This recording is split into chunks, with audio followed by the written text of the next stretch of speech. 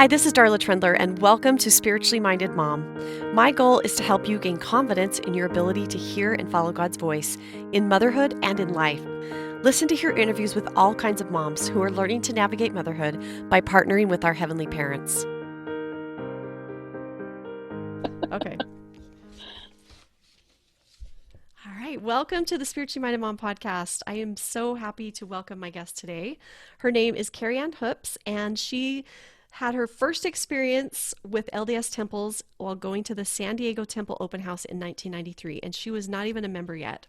We're going to talk about that in a minute, but this led to a desire to learn more about the Church of Jesus Christ of Latter-day Saints, and she actually did join the church a year later. Her love for temples has grown into a passion to photograph them. And Kary Ann is also a wedding and portrait photographer, and she currently serves as a church service missionary photographer. She is the social media director of Haven Light Art, and she earned her degree from Brigham Young University, Idaho. In her spare time, she finds any excuse to travel and photograph temples. She loves the ocean, cheese, and BYU everything. I think we can be friends. I love BYU. And she lives in Arizona with her husband, David, and her 3 children. So welcome to the podcast, Kary Ann. I'm so glad you're here. Thanks so much for having me. We already are friends, so it's fun when I you get know. things that unify you even more. Yes, it's so great. I'm so glad that we have been able to connect over these last few months. It's been really great. So I want to back up to, you said 1993 in your bio Yeah. that you went to the San Diego Temple Open House and you were not a member of the church. So tell me about that experience. How did you end up there? What happened? So, what a fun journey it's been. My freshman year. So backing up 2 years from there, my freshman year, one of my very first classes I walked into, and I noticed that my English and my Spanish teacher, it was the same teacher. And come to find out by the end of the day, she was a Mormon. And that's what she said, I'm a Mormon. And I had never heard what that was. So I had gone to her English class. And then later in the day, I went to my Spanish class. And in that Spanish class, we were supposed to say a little piece of ourselves, who we are. Mind you, that was, 1991, 1992. And so she talked about her religion. And so me being inquisitive, I went up to her after class and said, "What is a Mormon?" And she told me a little bit. And so there was such a spirit about her. We connected right away. And I was actually really excited that she was going to be my teacher. So we developed a relationship. I mean, just such a great friendship. And at the time, it's such a weird time when you're 14, feeling like there's just so much going on. And she was always there for me. And so by the end of that year, we were very good friends. And she was one that she was a confidant. This teacher was incredible. Well, the next year, the temple was being built. And so she reached out to me one day and just said, my church is building this temple. And when it's done, I would love for you to come. And I was like, okay, I don't know what that is. And we didn't have the internet then. So it wasn't like I could Google it. And so I told my mom and she's like, oh, we went to the one in St. George. And I remember her saying that. And I'm like, I don't remember that. So she's like, yeah, that would be wonderful. You should go. They're beautiful. And so a couple months passed and the temple open house came. And so she got permission from my mom and a couple of other students that she had invited. And I was in the car with her mother, Mary Fellers. And I remember like, okay, what do you guys do there? I don't understand like that. It's just me asking all these questions. And so we get there. And of course, I feel something I had never felt before. And I just remember thinking, I'm going to be back here someday. And I was 15. And I remember as we walked out, anybody that's been to the San Diego Temple, it says holiness to the Lord on the east side of the temple. As we were walking out, I remember specifically turning around and looking at that sign and going, that place is a place where God dwells. And for whatever, I was, very active in the Catholic Church, and I don't know what came of me for that, but I remember it like it was yesterday. And that feeling that I had. And so a couple months later, well, backing up, we got in the car and I had about 1,000 questions. And I didn't remember that until last year. She was here and I said, tell me about that day. So many people ask me about going to the temple open house. And she goes, my mom still talks about the questions that you had. Like you already knew them. The veil was so thin for you, but you were asking all these questions. And I just thought, that's me asking questions because I'm so inquisitive. And she said, and I knew you'd be a member that day. And so she never pushed. She never did anything, but she always answered my questions. Well, a couple months later, her brother and sister were both going on missions. And so they had a double farewell and they invited me to that. And I had my first discussion. I was given the Book of Mormon and I went home and put it on the bookshelf and just thought, those guys are really, they're cute and I love their message, but didn't really understand the connection. And it just seemed like piece after piece, things kind of came together. And the night before my senior year, so this is, almost 2 years later, I just happened to be like organizing my room, stressing of, I'm going to be a senior and then I've got to graduate and go out on my own. And I just started reading in First Nephi. By the time I read through the night and went to my first class, my senior year, and I went right into her classroom and I said, you got to write me a pass. Like, you got to get me out of class. I have a billion questions. And sure enough, she wrote me a pass. So whoever's hearing this, if you knew that she wrote that pass, don't fire her. But she answered all my questions and I was baptized about 3 weeks later. So it was amazing how it was this kind of slow process, but not really, I knew, and I had a lot of adversity coming at me to join the church. My mom was super supportive. But I had other family members that were not, and they've all come around and all of them have seen how it's blessed my life. But my love for the temples began that day when I saw that. And I knew that God had a place in that holy temple. And I, of course, a few years later was sealed to my husband in that temple. And it's It had still to be my San temple. Diego, right? You had to get It married in the had to be San set. Diego Yep. temple. Yep. And it truly is, every time I go back, which is regularly, there's something that connects me back to that day. And I hope I never forget that feeling. I feel like my testimony was there and it has gotten me through a lot of times, is remembering that moment when I knew that something was different. I love Yeah. that. I totally felt the spirit when you were telling that story. And I really love what you say, that you had that foundational moment that you can go back to, because I think when I was growing up, and I grew up in the church, I thought, oh, I just get a testimony and then I grow up and I'm good to go for Yeah. forever. And that is not really how it Not, happens, nope. right? Like, we go through these peaks and valleys, and sometimes we really feel strong and sometimes we really feel weak. And it's so great to have those moments that we can go back to, like your moment being in the San Diego temple even before you were baptized. I love that thought, that we can anchor ourselves with those moments and those times when we know we felt the spirit. We know we gained a testimony of something, and then be able to go back to it. So that's Well, such I a feel great really story. blessed too because I didn't know it was a testimony. I didn't know what it Right. was. It took Right. me years till I realized, in those dark, low places, where we all get, and at those times where you think, I'm not a good enough mom, I'm not a good enough wife, I'm not a good enough sister, that I realized that moment was Heavenly Father giving me that little tender mercy to remember that I'm a daughter of God, and I wasn't even a member of the church yet. And so I feel very fortunate that I have that. I know some people, it's harder to find that moment, but I have pictures of the temple, of the San Diego temple. And I have, every time I go to any temple, I take a picture of that sign that says holiness to the Lord. Mm. And so it's something that there was something that connected me. And so I hope that everybody could find something, look for it. I feel fortunate that I didn't have to look for it. It took me a long time till I realized it was already there. Yeah, and I think most people, if you can just take some quiet time to sit back and look, I think most people don't see it in the moment. It's Right. always coming back and reflecting, and I know, at least I know that's how it's been for me, coming back and Yeah. reflecting and saying, wow, God was everywhere in that moment and I didn't even see it at He the is in the time. details. He's in the Totally. details.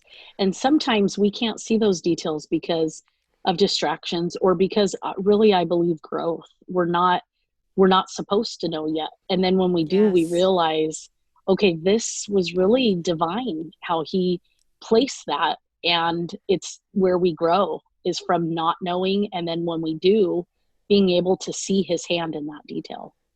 Totally.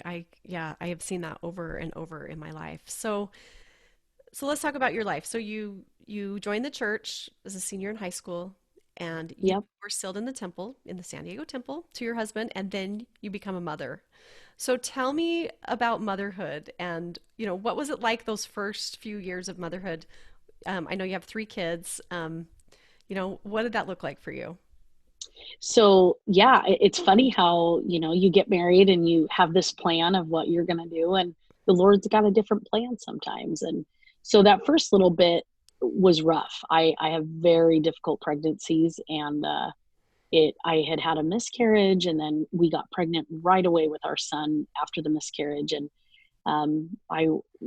this young 21-year-old, you think you know everything, and then come to find out, our life kind of got a wrench thrown in it with my health. And anyway, I basically had home health care nurses, and I had HP. I can't think of it's where you just throw up nonstop, and Oh, they wow. take While every you were nutrient. pregnant? Yes. Okay, yeah. Yeah. It's what, I can't even think, Duchess Kate, Yes. Yeah. Kate I actually Middleton. know someone that has that. So yeah, I know what you're talking. So you had to get, Yeah. you had to have a nurse come in, you had to be on IVs to Yes. keep IVs. nutrients for your whole Yep. pregnancy. All That's three. All for three. all three. Wow. Yeah. And so my first one was the worst, and it was literally 9 months nonstop. And after I had the baby, it was like almost that it fixed it. And it was something with the hormones. So they told me that it was less than 1% of the population has it for their entire pregnancy. And I had it. And it was awful. So to give you an idea, I got Hmm. pregnant at about 105 pounds. And at 6 months pregnant, I was 82 pounds. So I Wow. was 6 months pregnant. I mean, you know how I was so sick. And I remember just thinking, my poor husband doesn't know who I am because all I do is throw up, and I'm sick all the time. And he was trying to go to school. And then, of course, the financial burden. And it was just incredible. It was just incredible. And so we had the baby, and everything was great. And I found right away that I could not do it without the Lord's help. That was almost instant. And I felt pretty comfortable from the very get-go. And then we got pregnant again pretty shortly after. And so we had two babies about 15 months apart. And Wow. so Wow. that was my third pregnancy. My body at that point was very weak, and third pregnancy in a little over a year.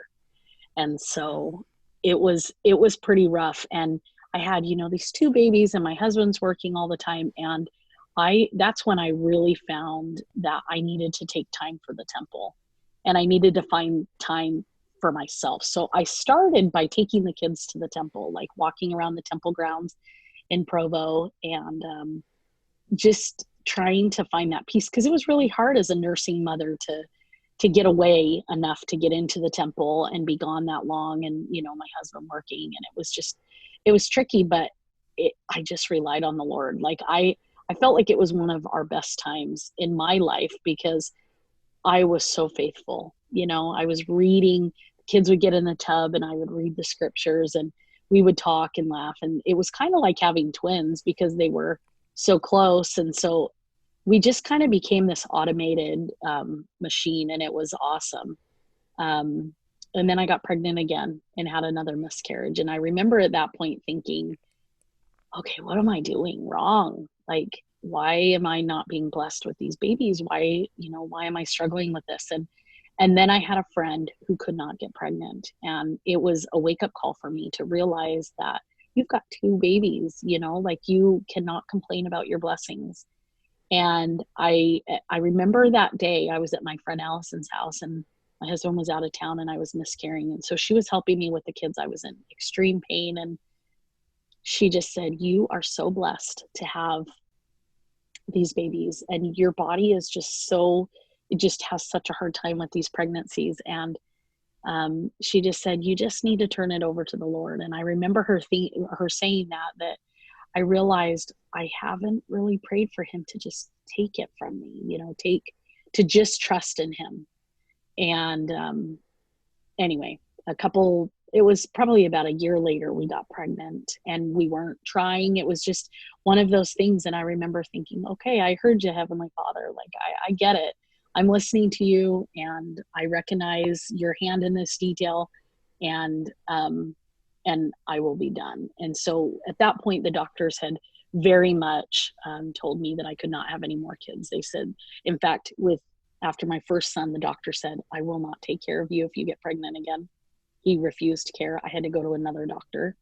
And then that doctor said, "If you have any more, I'm not going to help you with that pregnancy." And so literally my two doctors said they wouldn't help me Wow. because my body was so weak. But I felt, well, the Lord's got to, I'm turning it to him. So if I get pregnant, then the Lord is, that's, I'm trusting him. And after that, we realized, okay, I pushed my luck a little bit. And so that was really hard. That was a hard pill to swallow, that I couldn't have any more children. And so that was a really low point in my life, when I realized that, I kind of felt like half of a mom, because half of a woman, because I wasn't able to do that anymore. And at the same time, I needed to raise my other three. And so there was all these kind of turning points in Yeah. my motherhood of like, but it didn't come easy. It seemed like all those things came from somebody else. Somebody else taught me something.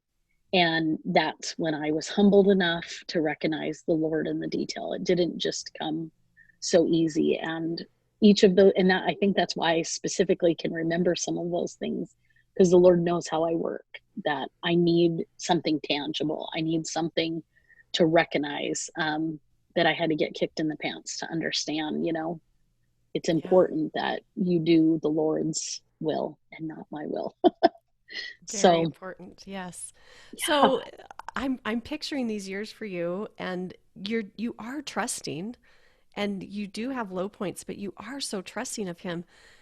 Where was he showing up? Can you give me any examples of just places that you recognize that he was showing up in your life during that? I mean, it had to be difficult to be so sick and to have yeah. little kids and the miscarriages and so many hard things. I think I was blessed with a companion who um, has more faith than anybody. I mean, he just trusts to the point sometimes where I'm like, do you not get it? Like, it's just not that easy sometimes for everybody to just trust in him like that. And it's easy for my husband. And so I feel like through my husband, many times there were things that came out that I just was like, oh, I didn't even think of it that way.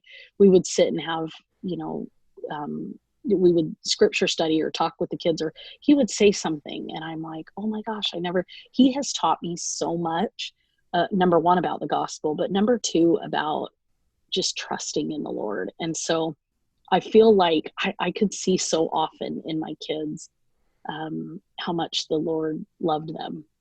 And my oldest had some eye problems. He still has eye problems. And I have never prayed so hard than letting that first little child go into, the surgical room, letting them go and trusting Mm. that these doctors, and I just literally was physically ill. I mean, just the thought of not being right there by my little guy's side. And I remember thinking, who's now 20, and he had gone through quite a few surgeries. I remember thinking that the Lord is with him, like his father in heaven's like with him. And so I feel like there was so many times that happened where I'm like, it doesn't matter that I'm there, because if I teach my kids to trust in the Lord, um, then they're going to know he's there. And I wasn't necessarily taught that. And I was learning that as a mom and Yeah. then trying to teach them. And so I feel like he was everywhere. And I can look back now and I see him everywhere. And I think, oh man, I wish I would have recognized that. One of the places for me where I find solace is the temple. And the other place for me is water. There's something about the ocean and rivers, and it does something to my soul. It calms my soul, and it seems like my mind opens and he can talk to me. And so there was one time specifically, it happened many times, but and this was just a couple of years ago, where I was finishing up my degree. I did my bachelor's at BYU, Idaho, and I did it in about 2.5 years. So I had 3 teenagers, and I was getting my bachelor's degree. And my husband said, "You are so stressed. Pack up your bag. We are leaving." And I said, "Where are we going? I don't have time. Like, I've got things." We got in the car and we drove, the 5.5 hours to California. And he said, we pulled up to the beach and he said, just go put your feet in the water. And the whole time I was kind of frustrated as we were driving out. Like, I didn't clean the house. I don't want to come back to a dirty house. I still had a couple assignments I needed to finish up that night, all these things, because that's how I am, a little list maker, and I need to check off the boxes. And we got to the beach and I got out of the car. He had all the kids in the car, and I just walked out through the sand and stood in the water, and I was just there, and I just like sobbed, and I just kind of let my worries wash away in the ocean. And I remember feeling that peace of Heavenly Father's creation. That creation, I feel like, was there. He created the oceans and the water for me because I can ground myself in it. Well, I got back in the car and he said, "Are you good?" I said, "We could drive back right now and I'm good, but let's go to the hotel." And we just giggled, and he just knew what I needed at that moment. And I feel like so many times when we are not distracted and we see what other people, like my husband, does, and he can see what I need, he was there. He was in those details. And I don't think my kids understood, like, why can't I get out and go play in the water? And my husband saw, Mom just needs a minute. Like, she just needs to not be a mom. She needs to not be a wife. And she just needs to, like, let it cry. And literally, it changed the course of everything, because I realized it's those simple things for me. It's the small and simple things that bring these huge things to pass.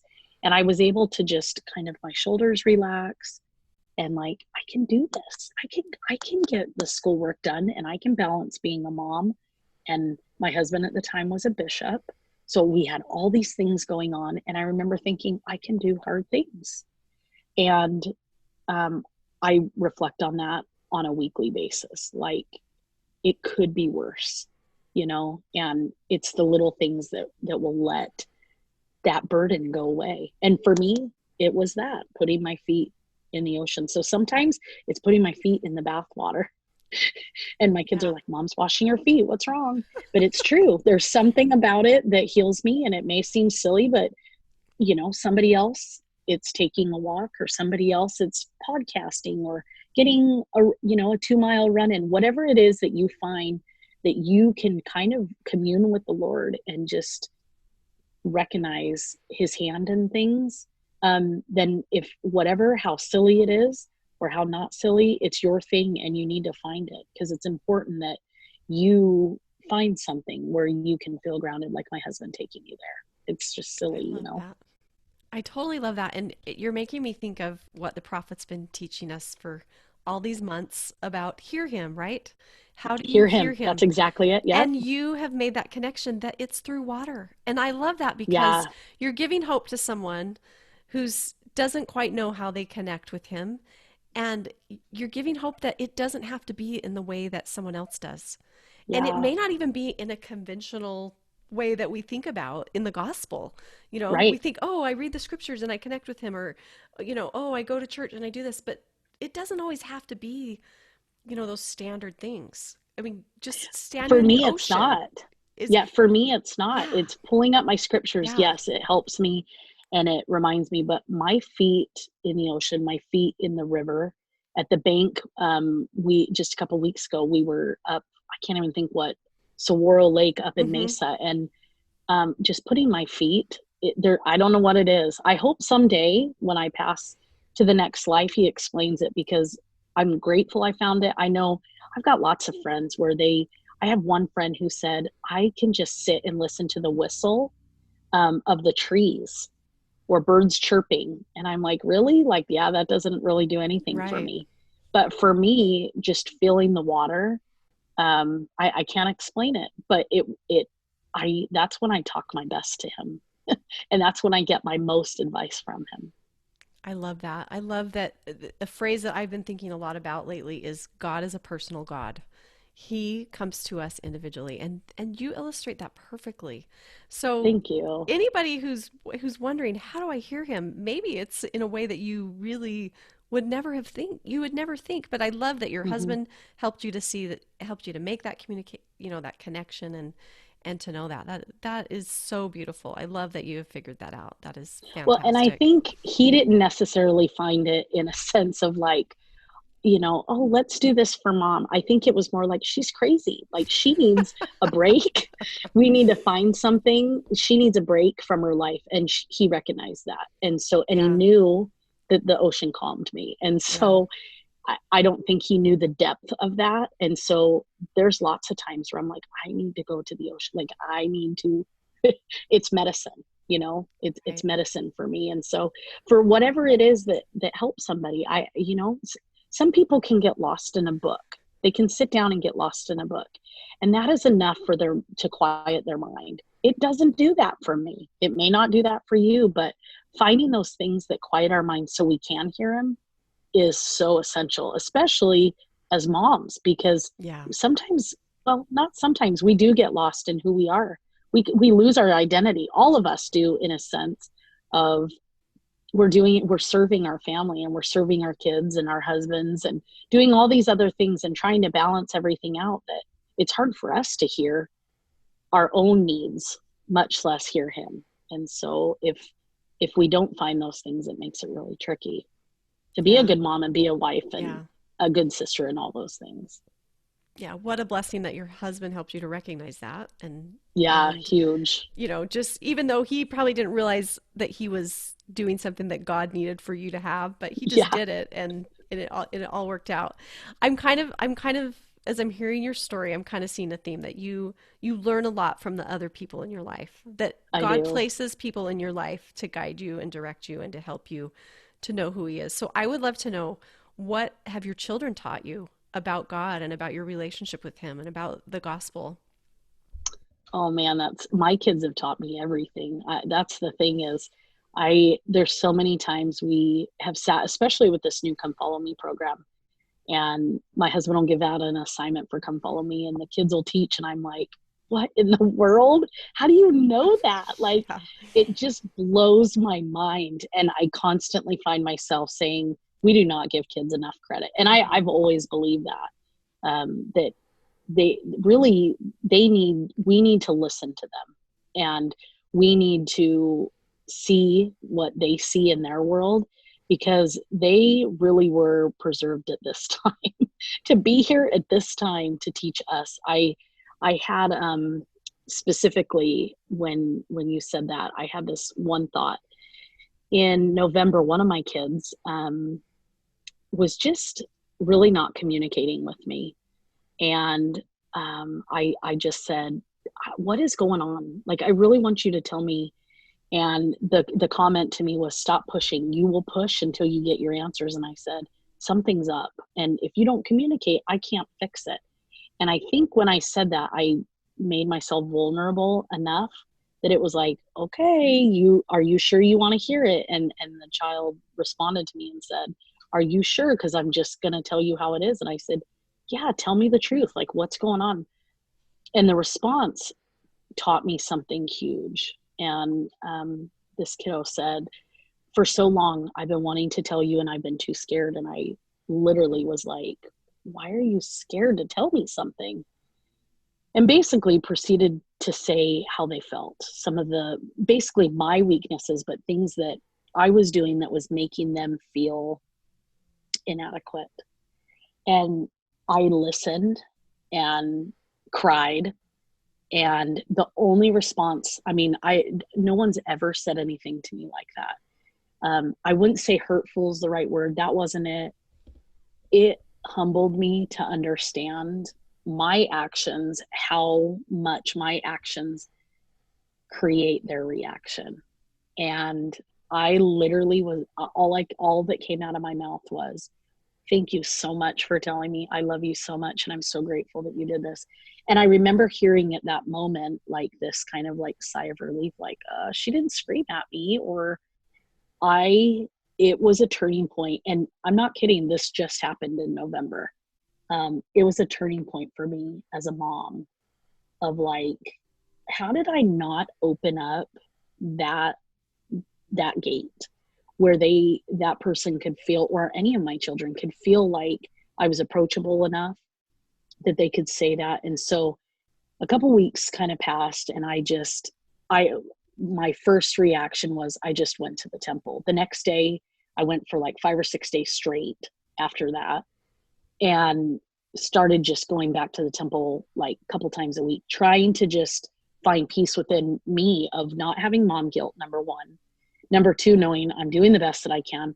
But number three, really finding like, how can I be better?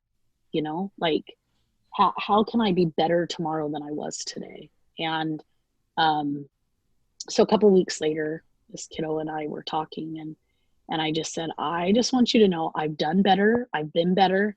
I'm working on it.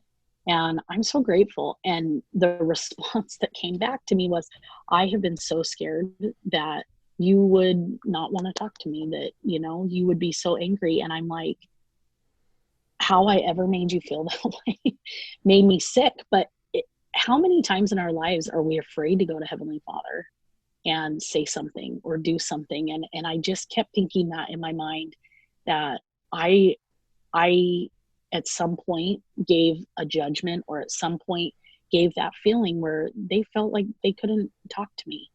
And I don't know that I've ever been in a lower point as a mom. And yet now I feel like, why didn't this kiddo tell me this years ago? Because I would be a totally different person, because I approach things completely differently now.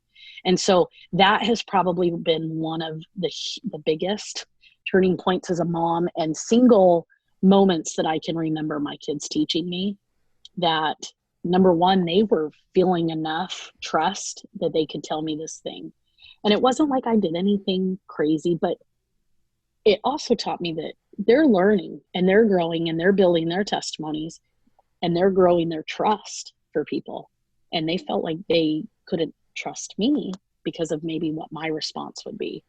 And it's been huge for me to, when anything happens. So I now have a new way that I deal with something. Like if something is said, I pause. I wasn't really that mom. I would just have a response right away.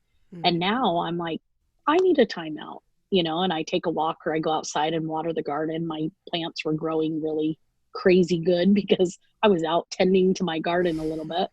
Just finding other kind of coping skills of, how do I react to this?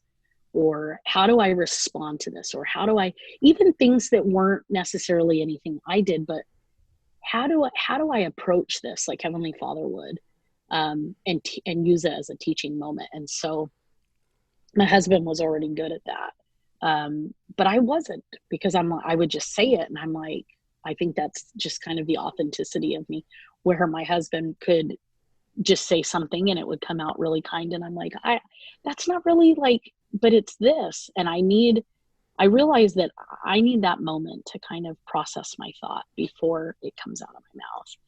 And it's been huge. It's been a huge thing for me to help recognize how I can grow, because it's helped me across all things that I'm doing in my life, as a mom, as a wife, everything, as a just disciple of Christ, and to act as he would do. And so I finally one day told my other two kids a little bit about that conversation, and they're like, good, that conversation needed to happen. I thought, who do you think you are? But really, Yeah. I wish, because we've always had an open relationship. I just wish that I had said that. Be honest with me. Just Just tell me, I'm not going to be hurt. I somewhere along that line gave this that I would be offended, which I wouldn't be. But, I think the kids don't want they don't want to disappoint us. And somewhere along the line, I made them think that I was disappointed. And that wasn't the case at all. But it's the communication between parent and child is so complex. And I'm telling you, learning from other people has helped me, and watching my friends. And I'm like, oh, I wish I would have handled that way. Or, oh, I wish I would have taught my kids that. Or, have you felt that? Like, have you seen that in your own life? Or am I Totally. alone in that? Yes, no, totally, totally. What I love about this is the Christ-like attribute of humility. I mean, that's really, from my perspective, what you were learning is how to be humble. And when we are humble, the Spirit can teach us, we can learn from other people, and we can become better. We can become who Heavenly Father wants us to be. And I think sometimes learning that humility, and we're kind of at the same stage of motherhood, so tell me if this Mm-hmm. is what your experience has been, but that has been a shift for me of going from a mom of little kids to a mom of older kids. Yeah. When you're a mom of little kids, you're kind of the authority, and what you Right. say goes, sort of, you know Right. and you have to make a transition, and being humble is part of that, to say, I my kids have something to teach me, and not to say that they don't have something to teach you when they're young, but I love that, how that story illustrates that transition, that you have these older kids, and they're not even kids anymore, they're becoming adults, and Mm-hmm. they have something to share with you that can bless your life, that can help you the rest of your life to be a better person, and not only a better Yeah. mom, but a better, like you said, a disciple of Jesus Christ. And that's a beautiful thing about motherhood. I think it's hard to Yeah. make that transition, but it's a beautiful thing. I love it. And I think that you hit right on that. I don't think I transitioned well.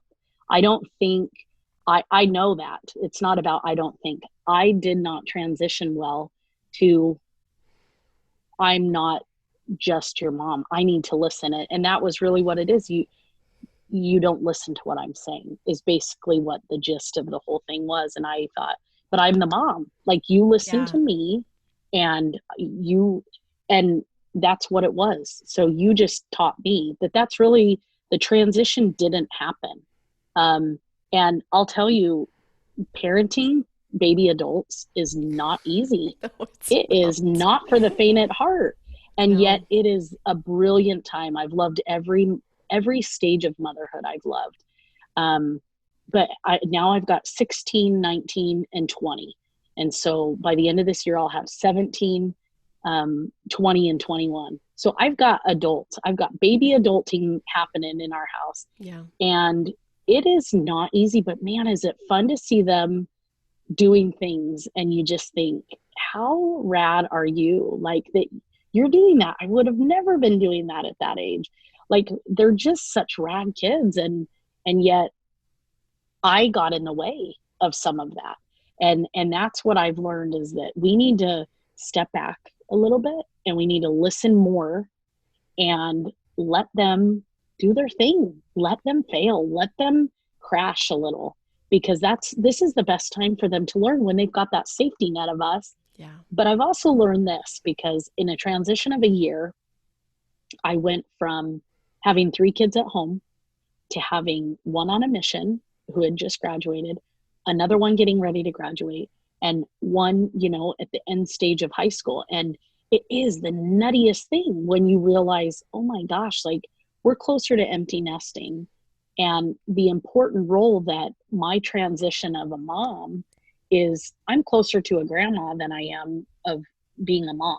You're in this weird stage of like, who am I? Because now I want my kids to be home and me making them food. I love serving them, but it's weird to think, I don't want you to leave. I've got everybody home right now. Everybody's, home because of this COVID-19, and I'm loving it. I'm like, why do you have to go to work? Like, just stay home, be with me. I'll make you food all day. I love it.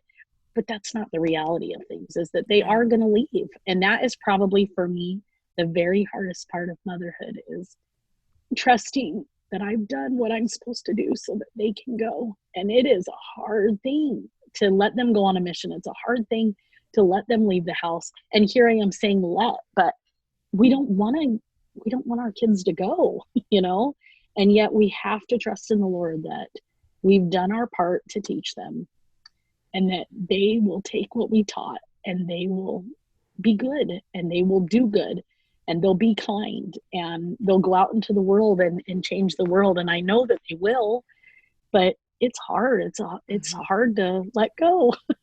Yeah, that good old thing of agency, it's such a great gift, but it's so hard for parents. It's It's so hard. so hard to be a parent and let your kid have I agency. know. It really is hard, but I feel you. I'm right there with you. I know exactly what you're saying, and I have loved everything that you've shared. I think a younger mother, can look to you and maybe not make those same mistakes and make that transition a little easier because you've been willing to share your story and I love that. I've loved talking to you so much. I Thank do you. have one final question for you, and that is how have you seen and felt your heavenly parents as your partners in motherhood? You know, for me, the temple has been such a place of peace, um, and learning in the temple and being in the temple and learning that I can be, um, I can be like what Jesus wants me to be.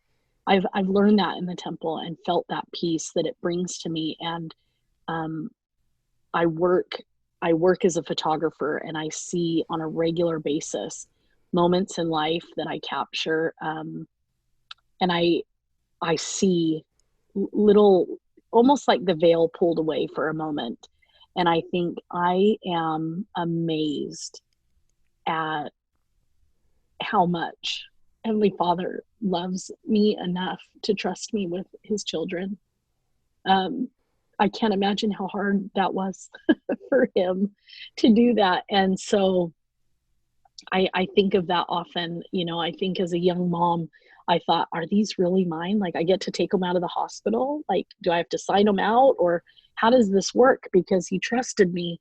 And now I feel like all the time how grateful I am that these kids were put in my home to teach me. But more importantly, that Heavenly Father and Heavenly Mother loved me enough to give his kids to me for a little bit to try and do what I could do and mess them up in my mess up way, and love them here on earth, and then turn them back over to him. It's just like I just feel like he has taught me so many times, and it seems like most of the time in pain, where I recognize that that pain will go away, and he's there. You know, I feel like I've been given that gift to really feel him often, and to constantly humble myself and remember that they're not mine, um, and they're just on loan, and that I got lucky enough to be placed in their path, and it's because Heavenly Father and Heavenly Mother were willing to trust me. Yeah, that's beautiful. I love that. Carrie Ann, thank you so much for being here today. I really appreciate it. Thank you so much for having me. You are just a light, and I love what you're doing with this podcast. I know it's blessing the lives of so many, and it's nice when we can be vulnerable and share and not criticize. You know, I think so Yeah. often in the world that people are so quick to judge and point the finger instead of recognizing none of us are perfect, and learning. I'm like you said, I'm big on that. That when we learn from each other, it's Yeah. way more. I just think we teach each other so much more, and I love that you're doing this and connecting people that helps their experience a little a little less painful, and helps others to recognize that we're all in the same boat. Yeah. We're just in different places. Yeah, So thank you for I that. think it's so important that we know each other's stories and we know we're not Yeah, alone. I Yeah. totally agree. So I appreciate you having me on and trusting me to share my thoughts. Oh, it's been a delight. Thank you so much. Thank you. hope you enjoyed the podcast, and if you did, share it with a friend. I would love it if you would leave a review and rate it on Apple Podcasts. This actually helps more moms to find the podcast and to gain confidence in their ability to hear and follow God's voice in motherhood. For show notes, resources, and information about courses to help you be more spiritually minded, head over to spirituallymindedmom.com. For more motherhood inspiration, follow along on Instagram at spirituallymindedmom. Have an amazing day, and remember, you are a beloved daughter of heavenly parents who want you to succeed and who want to be your partner in motherhood.